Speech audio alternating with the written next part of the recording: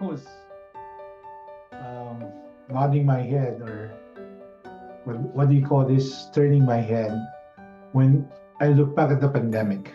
Started March 2020, lasted the whole of 2021 and 2022, and 2023 was we're coming back to normal. So a full 2.5, 3 years, and there were many stories that happened. Some good, some bad, some we've forgotten. But there's this one story about Patreng. Patreng was a 26-year-old lady.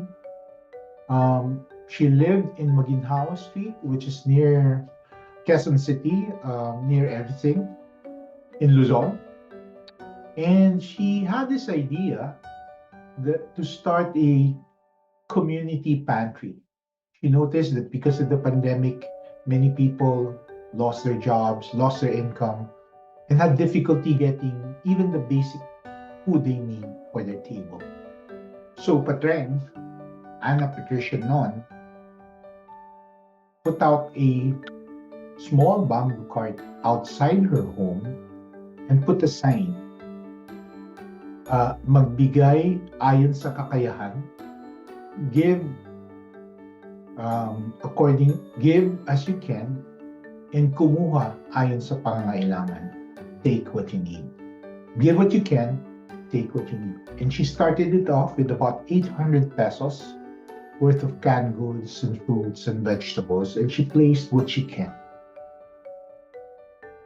With that sign, with that 800 pesos, what happened was something she totally did not expect.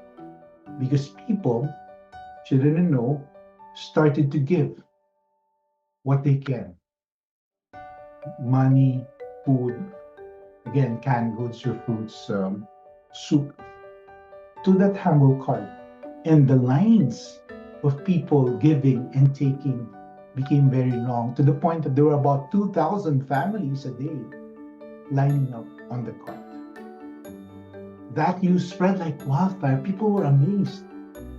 They didn't expect that kind of response from the givers and the takers.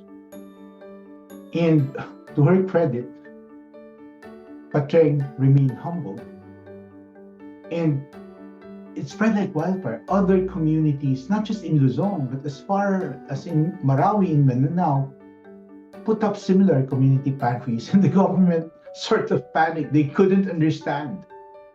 They couldn't understand the impact and the demand for that simple but very powerful way of helping people and taking what you need.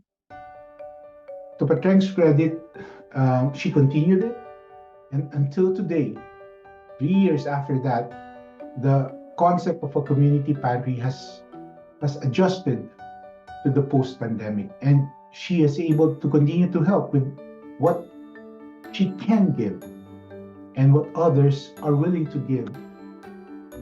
So as long as people also took what they can.